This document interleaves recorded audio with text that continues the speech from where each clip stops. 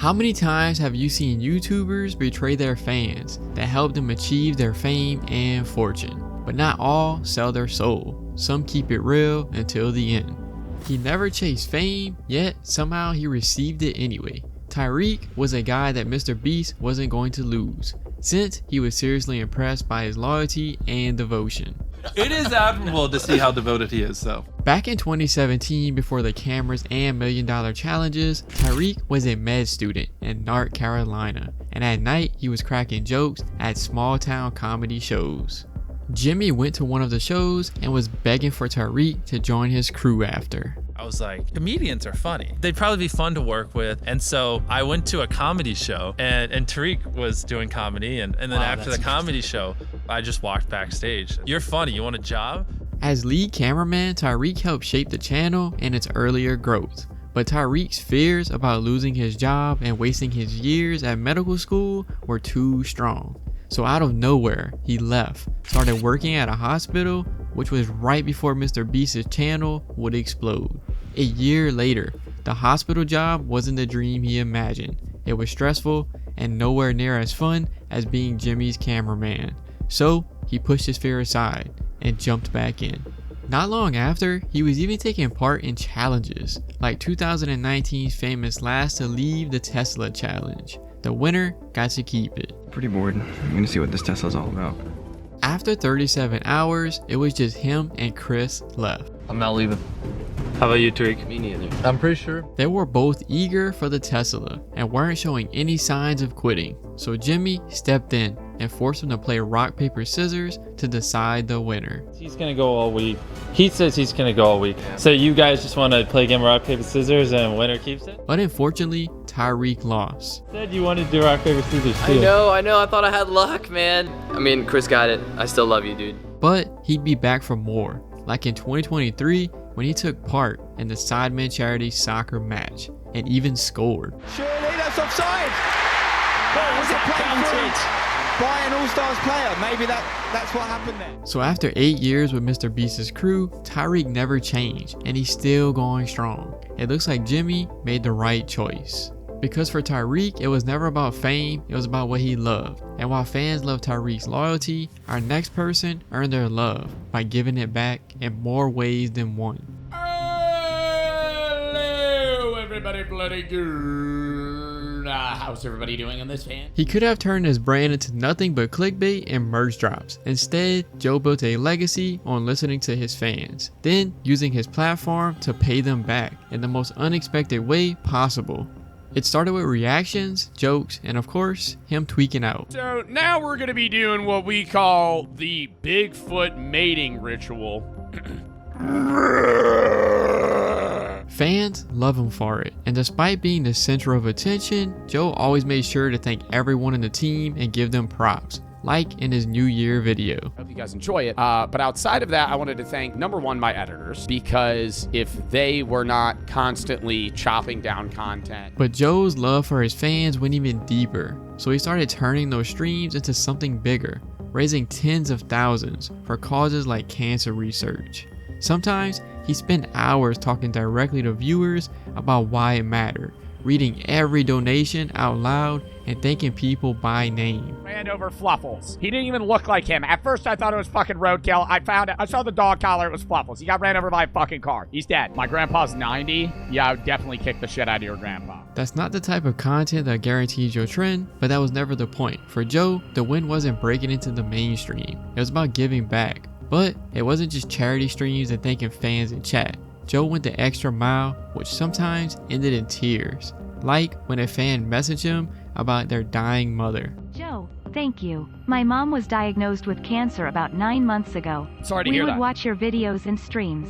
We loved your philosophy streams. She also majored in philosophy. Joe cares so much for his fans. After hearing that, he just couldn't hold it in. Just wanted to say thank you so much. You helped more than you'll ever know.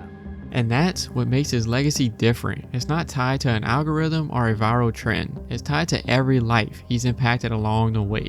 Let's talk about the most real FaZe member, the one that stayed true to himself, even if he left behind the others. But when I get fucking flashed, it tastes like some big brolic black dude named fucking Laquise pulled a fucking bedsheet over the head Don't fuck me! FaZe Jev has changed a lot over the years. Alright, what's going on, guys? It's Jev. I'm back here over on some more Modern Warfare 2019. And it's not just his appearance. In a team known for big collabs and constant headlines, FaZe Jev has always been the quiet one. The member who built a massive audience without any of the crazy controversies others had. And years later, it paid off. He joined FaZe all the way back in 2012 and made his name in the earlier days with Raw Rage compilations. Not for shock value, but because that's genuinely how he played. It was messy, hilarious, and very offensive. Fans could tell it wasn't fake. And while FaZe turned into a global brand with public controversies and all kinds of madness, Jev stayed the same. It's not that he wasn't invited into the spotlight, he just didn't need it. Jev's lane was narrow by choice, and that kept his fan base loyal. But it wasn't just that. It was because he actually interacted with his fans too. In 2014, during the MW3 era, he was always chatting with his fans in lobbies. Hey, FaZe Jev, are you there? Yeah, what's going on? Oh, what's up, man? His style was risky in a scene where names rise and fall overnight. Keeping a low profile means that he could have fallen off at any time. But Jev's been steady for years, so it's paid off. Now he's free to play whatever game he likes. Alright, what's going on, guys? It's Jev. We're back here on some more Battlefield 6. And while Jev stayed true by keeping his world small, our next YouTuber did the same and lost all of his viewers. But before we get into that, if you're liking the video so far, like and subscribe, press the notification bell. Now back to the video. Let me out, let me out, let me out, let me out, let me out, let me out, let me out! What? After 5 years of streaming unknown games like Paragon with next to no views, Myth's big break came in December 2017. When Fortnite was at its peak, Myth was everywhere. He held the title of the best Fortnite player in the world, which was thanks to his insane battles against Tfue and other legends.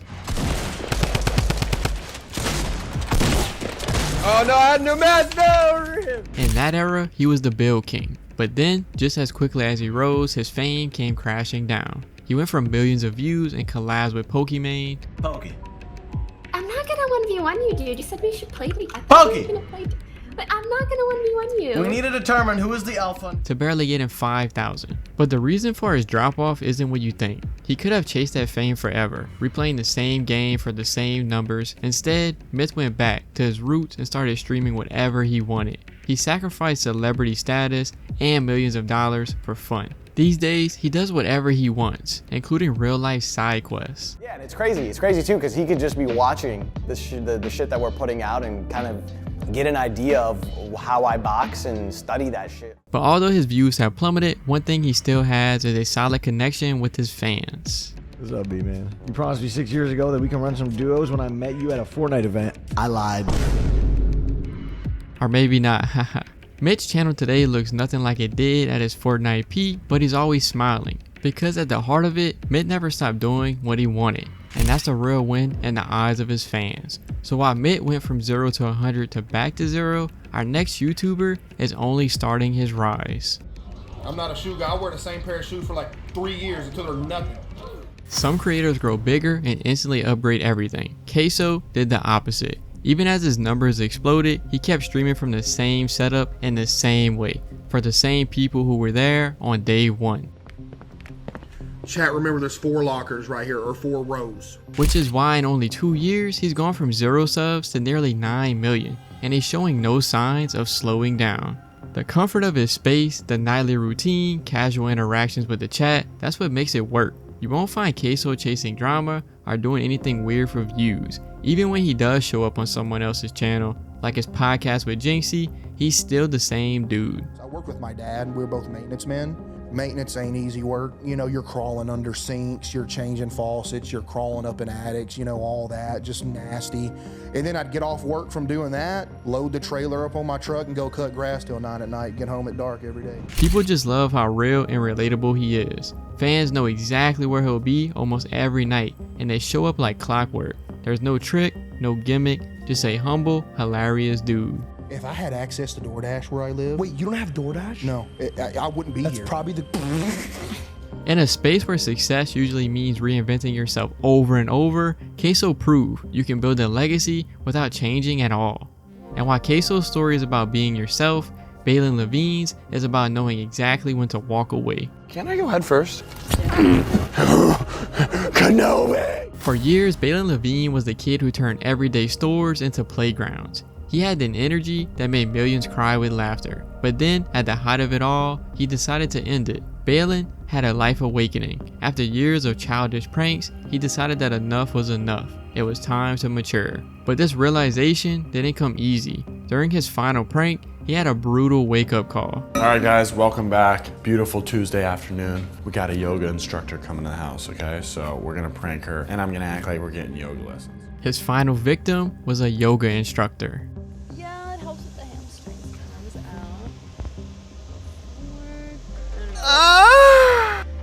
But after his goofing around, she realized what was going on. What? Nah, that's just my brother. He's playing the PS4. Okay, this isn't real, right? She didn't find it funny, and what she said changed his life forever. I mean, is that what you want to do with the rest of your life?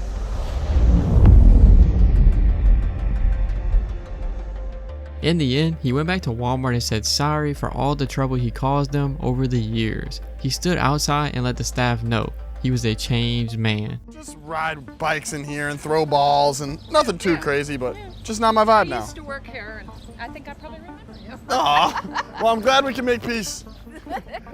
He even went inside and paid for customers' groceries. Do you think I could pay for your groceries? Could I pay for your groceries, please? Just doing good deeds.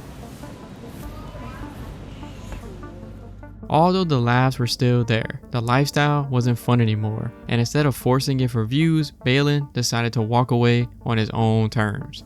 And at the end of the day, his fans are happy. He decided to finally grow up. As of now, nobody knows what's next for him, but his loyal followers eagerly await his next chapter. Everyone on this list found a way to be successful and not sell their soul for fame. It seems like the trick is to just follow your heart and not be afraid to switch things up, even if it costs you views or money. I think a lot of YouTubers could learn a thing or two from these guys. Anyway, if you enjoyed this video, I'm sure you'll like the next one. It's on screen now.